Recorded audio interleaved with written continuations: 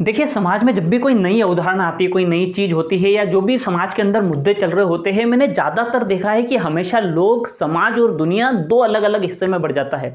हमेशा इस बात से विभाजन हो जाता है और एक मत किसी भी चीज़ के ऊपर लोगों का हो नहीं पाता। और अभी मैं लगातार देख रहा हूँ कि सोशल मीडिया के ऊपर आप देखेंगे या मार्केट के अंदर चर्चाएँ देखता हूँ या कहीं चौपाटी या चौराहे पर खड़े होते हैं तो लोग चर्चा कर रहे होते हैं, जहाँ कुछ लोग कहते हैं कि यार एजुकेशन की तरफ हमें जाना चाहिए, पढ़ाई को बढ़ावा देना चाहिए, एजुकेशन की ग्रोथ होना चाहिए, धर्म के पीछे भगना या इस तरीके की चीजें करना या कांवड़ उठाने की बजाय हमें किताब उठाना चाहिए, इस तरीके की विचारधारा लेकर चल रहे हैं। वहीं एक दूसरा तबका है जहां पर दूसरी तरफ कुछ लोग हैं जिनका ये कहना है कि नहीं नहीं यार, धर्म को बढ़ावा देना चाहिए, हमें सनातन की तरफ जाना चाहिए, हमें आध्यात्मिक हो जाना चाहिए, हमें स्पिरिचुअल होना चाहिए और धर्म बेटर है। कुछ लोग उस तरफ जा रहे हैं और फिर कहीं ना कहीं समाज 2 हिस्से में बढ़ गया है। लेकिन इसमें मेरी क्या अवधारणा है, मेरी क्या सोच है, क्योंकि देखिए मैं दोनों तरफ हूं, है ना। मैं अध्यात्म को भी मानता हूं, सुबह पूजा भी करता हूं, मैं किताबें भी पढ़ता हूं, मैं एजुकेशन की तरफ भी हूं। तो मेरी क्या सोच है या मुझे क्या लगता है, मैं अपने विचार पेश करता हूं। अगर आपको लगता है कि यार इस तरीके की चीजें अगर हो जाए तो हम दोनों चीजों को बैलेंस कर सकते हैं और यही सबसे ज्यादा जरूरी है। कहीं ना कहीं हम हर बार यही गलती करते हैं, किसी एक चीज को उठाने में, उसे बढ़ाने में इतना ज्यादा एफर्ट डाल देते हैं कि दूसरी चीज खत्म हो जाती है। जैसे कि आप देखिए कि कुछ समय पहले ये मुहिम शुरू हुई कि महिला सशक्तिकरण हो, महिला सशक्तिकरण हो, महिला सशक्तिकरण हो। इस पर इतना ज्यादा एक तरफा ध्यान दिया गया कि आज पुरुष को अपने अधिकार के लिए लड़ना पड़ रहा है।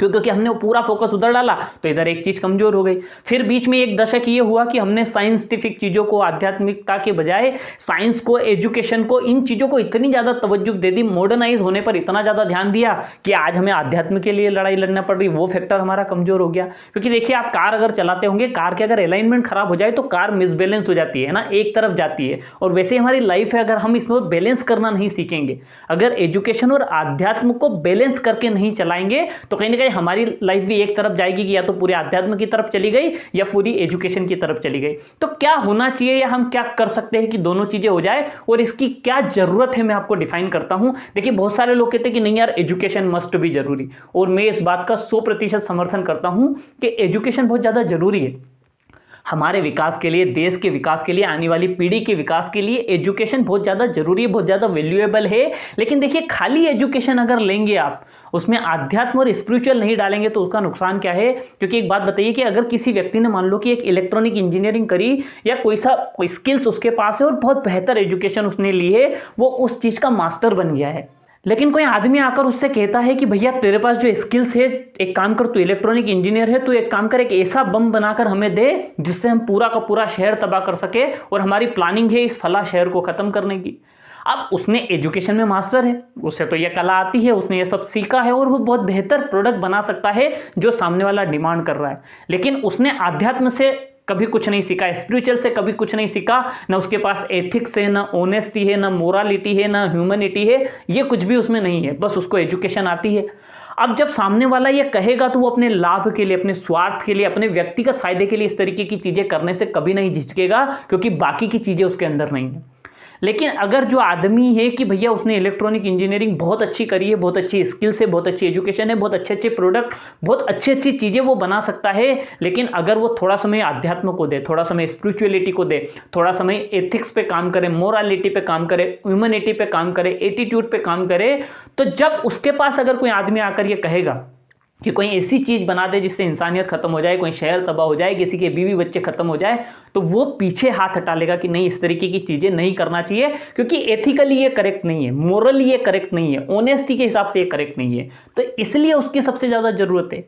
क्योंकि देखिए, एक मशीन जिस तरीके से काम करती है, आज भी इतनी सारे हम टेक्नोलॉजी की ग्रोथ कर गए, इतनी सारी मशीनें, फिर भी कहीं ना कहीं आदमी के ऊपर ज़्यादा भरोसा क्यों है? क्योंकि उसके अंदर इस बातों की संभावनाएं होती है कि यार ये हो सकता है इसमें एथिक्स हो, इसमें ऑनेस्टी हो, इसमें ईमानदारी हो, तो इस कारण उस पर ट्रस्ट किया जा सकता है। लेकिन मशीन को तो अगर आप ये डाल दोगे कि भैया तुझे ये शेयर खत्म करना है, तो वो मशीन है, वो नहीं समझती, उसके अंदर फीलिंग्स नहीं है, उसके अंदर एथिक्स नहीं है, उससे तो जो भी कमांड दी जाएगी वो पूरी कर देगी।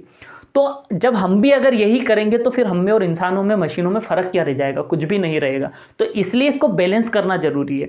अब मैं कहूं कि आध्यात्म में भी एक कमी है या स्पिरिचुअलिटी या उसकी तरफ जो लोग जाते हैं, वहां पर हम एक मामले में कमजोर हो जाते हैं, जिसमें अगर सुधार कर दिया जाए तो दोनों चीजों का समर्थन लोग करने लगेंगे। जैसे मैं भी कई सारे मंदिरों में जाता हूं, या उन मंदिरों में खासकर जहां पर बहुत ज्यादा श्रद्धालु या बहुत सारा भीड़ आती है, वहां पर जनरली क्या होता है कि अभी जैसे मैं कुछ दिन पहले एक मंदिर के अंदर गया, तो भाई वहां पर जब मैं गया तो देखा कि बहुत ज्यादा भीड़ थी वहां पर। तो मैं भी बाकी लोगों की तरह नॉर्मल जैसे सब लाइन में खड़े होते हैं, मैं भी जाकर लाइन में खड़ा हो गया। काफी देर लाइन में धीरे धीरे आगे बढ़ने के बाद इस उम्मीद के साथ कि यार चलो ठीक है, इतनी मेहनत करी, इतनी एफर्ट डाल के मैं यहाँ तक आया हूँ, तो भगवान के दर्शन करेंगे, चलो अच्छी बात है। और जब वहां पर मैं गया तो इतनी ज्यादा एफर्ट डालने के बाद, इतना ज्यादा समय खर्च करने के बाद, इतनी देर लाइन में खड़े रहने के बाद, जब मैं जैसे ही भगवान के सामने पहुंचा, मैं उन्हें आंख भरकर देख पाता नहीं पाता, मैंने देखा नहीं देखा, उससे पहले वहां कुछ लोग खड़े थे जिन्होंने मुझे उठाकर बाहर फेंक दिया है ना। विद इन अ सेकंड ये प्रोसेस हुई होगी, विद इन अ सेकंड में वहां से बाहर हो गया मंदिर से, है ना, कि भैया बाहर चले गया। और अब भीड़ बाहर से निकल के मैं बाहर की तरफ, अब बाहर आने के बाद मैं क्या करूंगा, कुछ खाया, कुछ घूमा, कुछ चीजें देखी, इधर उधर बैठे और वापस घर आ गए। लेकिन अगर इसकी जगह हम ये करें कि यार मंदिरों में इतना ज़्यादा डोनेशंस आता है, इतना सारा पैसा आता है, इतने सारे पंडित है, इतने सारे गुरु है, इतने सारे विद्वान लोग हैं, क्यों ना हम ऐसी व्यवस्था बनाएं कि भैया जब व्यक्ति ने भगवान के दर्शन कर लिए, उसके बाद उसके लिए वहाँ पर गुरुकुल टाइप, एजुकेशन टाइप, सीखने के टाइप, लर्निंग के टाइप हम चीज़ें बिल्ड करें, जहाँ पर बुद्धिमान लोग, गुणी लोग, आध्यात्मिक लोग, जिन लोगों को स्पिरिचुअल समझ है, वैसे अच्छे और ईमानदार लोग वहां पर बैठे हो, जो अपनी बात रख रहे हो, अपने विचार रख रहे हो, अपनी एजुकेशन शेयर कर रहे हो, अपनी शिक्षा लोगों को दे रहे हो। और वहां पर हम जब लोग जाएं तो वो बैठें, वो उनसे कुछ सीख कर आएँ, कुछ लर्निंग कर आएँ, कुछ इतिहास के बारे में, कुछ भगवान के बारे में, कुछ स्पिरिचुअल चीज़ों के बारे में, कुछ एथिक्स, कुछ ऑनेस्टी, कुछ एटीट्यूड, कुछ लर्निंग करके जब वहाँ पर लोग आने लगेंगे तो धीरे धीरे, क्योंकि एजुकेशन के लिए तो स्कूल से लाखों रुपए की फीस लेते हैं, आपको पढ़ाते हैं, आपको सिखाते हैं, आपको बड़ी से बड़ी टेक्नोलॉजी एजुकेशन दे देंगे।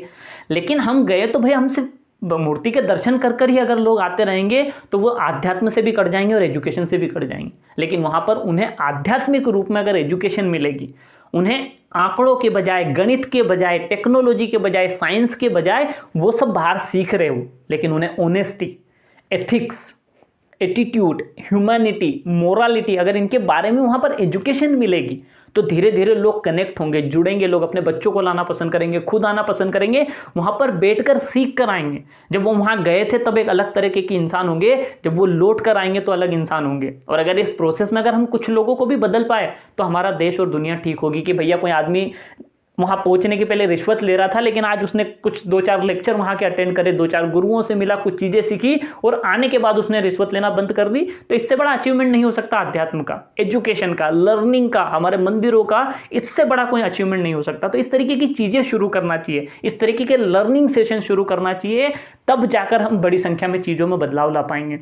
और जब वो भी मंदिर भी शिक्षा का घर होगा, एजुकेशन और लर्निंग के प्लेस होगा, तो लोग वहाँ पर आना जरूरी समझेंगे, उसके महत्व को समझेंगे। जब वहाँ से निकलेंगे तो बेहतर इंसान बन के निकलेंगे। और जब ये दोनों चीज़ें बैलेंस होगी कि वो हमारी एजुकेशन, वरना एजुकेशन और इसका झगड़ा चलता रहेगा। लोग कहते रहेंगे कि भैया किताबें उठाने की बजाय कांवड़ उठाओ, लेकिन अगर कांवड़ उठाकर भी वो किताब उठाने जितना एजुकेशन लेकर आ जाएगा तो सोचकर देखिए उसकी जीवन सफल होना तय है। तो इस तरीके की अगर चीज़ों पर हम ध्यान दें तो बहुत बेहतर चीज़ें हो सकती है। और देखिए मेरा व्यक्तिगत विचार है ना, किसी धर्म को, किसी समुदाय को, किसी समाज को हर्ट करने का मेरा बिल्कुल मूड नहीं है। मैंने जो ऑब्जर्वेशन करा है, जिस तरीके की चीज़ें सीखी है, मेरे जिस तरीके के एक्सपीरियंस हुए, क्योंकि देखिए मैं तो दोनों चीज़ों में बिलीव करता हूँ। मेरे घर में आएंगे तो बहुत सारी किताबें आपको मिलेगी, माइंड के ऊपर, सबकॉन्शियस माइंड के ऊपर, बिजनेस के बारे में, फाइनेंस के बारे में, मनी के बारे में, हर चीज़ के बारे में मैं पढ़ता रहता हूँ, हर चीज़ के बारे में सीखता रहता हूँ। तो किताबें तो बहुत ज़्यादा जरूरी मेरे लिए, तो मैं वो पढ़ता हूँ। लेकिन मेरा इसमें भी बिलीव है, क्योंकि मैंने आज तक जितनी भी आप शिव खेड़ा साहब की किताब उठाकर देखी है, तो उसमें जब आप शुरू में ही पढ़ना शुरू करेंगे ना, तो उन्होंने एक बहुत अच्छी बात कही कि दुनिया में 15% जगह हम सक्सेसफुल आंकड़ों की वजह से होते हैं, डाटा की वजह से होते हैं, इंफॉर्मेशन की वजह से होते हैं, लेकिन हम 85% जगह व्यक्ति अपनी ज़िंदगी में सफल होता है अपने एटीट्यूड की वजह से, अपने एथिक्स की वजह से, अपनी मोरालिटी की वजह से, अपने ऑनेस्ट की वजह से। तो 15% की तैयारी तो हर स्कूल, कॉलेज, इंस्टीट्यूशन, हर जगह आपको ढेर सारे इंस्टीट्यूशन है जो करा देंगे। अगर ये 85% की जवाबदारी आध्यात्म ले ले, स्पिरिचुअलिटी ले ले, मंदिर समुदाय ले ले, या हमारे धर्म ग्रंथ ले ले, तो सोचकर देखिए कि हिंदुस्तान एक बेहतर प्लेस हो सकता है लर्निंग के लिए, एजुकेशन के मामले में, डेवलपमेंट के मामले में। और जब आदमी एथिक्स और मोरालिटी के साथ कुछ इन्वेंशन करेगा ना, तो वो समाज और देश के विकास के लिए होगा, उनकी भलाई के लिए होगा, करप्शन देश से खत्म होगा, बहुत सारी गलत चीज़ें जो चल रही है वो खत्म। और देखिए एक मत और है, मैं आपको बताता हूँ। लोग कहते हैं कि यार एजुकेशन बेटर है, लेकिन मैंने तो बहुत सारे पढ़े लिखे एजुकेटेड लोगों को भी गुनाह करते देखा है। बहुत सारे एजुकेटेड पढ़े लिखे वेल एजुकेटेड लोगों को भी रिश्वत लेते हुए देखा है। पढ़े लिखे वेल एजुकेटेड लोगों को भी अपनी पत्नी को दहेज के लिए प्रताड़ित करते हुए देखा है। अगर एजुकेशन इज परफेक्ट तो फिर इस तरीके की चीज़ें तो होना ही नहीं चाहिए। एक वेल एजुकेटेड पढ़ा लिखा डॉक्टर जब किसी किडनी निकाल लेता अपने स्वार्थ के लिए, तो क्या आपको लगता है कि एजुकेशन जो उसने ली है वो सही है? जब एक ऐसा इंजीनियर जिसको पता है कि यार इस ज़मीन पर ब्रिज बनाना या घर बनाना नुकसानदायक है, या इस जगह फैक्ट्री खुलने से बहुत बड़ा नुकसान हो सकता है, फिर भी वो परमिशन अलॉट करता है, तो क्या लगता है कि कुछ एजुकेशन का कोई महत्व या वो एजुकेशन सही है? अगर आप कह रहे हो कि सिर्फ किताबें उठाने से ही दुनिया बेहतर होगी, तो फिर ये बेहतर क्यों नहीं है? या ये लोग सही कहीं नहीं है, या ये लोग सही डिसीजन क्यों नहीं ले पा रहे? तो दोस्त, मेरा ये मानना है कि दोनों चीज़ों का अपने आप में सही है। क्योंकि देखिए, कभी आपने सब्जी बनाई है तो अगर हर मसाला सही मात्रा में डलता है तो स्वाद बहुत अच्छा आता है, लेकिन एक मसाला ज़्यादा डाल दिया जाए तो स्वाद बिगड़ जाता है। तो सिर्फ एक चीज़ को बेहतर करने से कुछ भी नहीं होगा। अगर हम सारी चीज़ों का थोड़ा थोड़ा हिस्सा लेकर जो सही मात्रा में अगर उसे सीखेंगे तो हमारी ज़िंदगी ओवरऑल बेहतर हो सकती है। तो ये मेरे मत है, मेरे विचार है, मुझे लगा कि शेयर करना चाहिए। क्योंकि देखिए, इस समाज में मैं भी रहता हूँ, मैं भी चाहता हूँ कि कुछ सुधार हो, कुछ चीज़ें ठीक हो, और हम सब लोग अपने अपने लेवल पर बेहतर से बेहतर प्रयास करते हैं। लेकिन कुछ इस तरीके की चीज़ें हो तो फिर आप इस पर ध्यान दे सकते हैं, इस पर गौर कर सकते हैं। अगर आप मेरे विचार से सहमत करते हैं तो मुझे ज़रूर बताएं। अगर आपको इसमें कुछ सुधार लगता है तो वो भी मेरे साथ शेयर करते हैं। अगर आप किसी लेवल पर मुझसे सहमत नहीं हैं तो मुझे वो भी बताएं, ताकि हम उसके बारे में एक बार पुनः विचार कर सकें।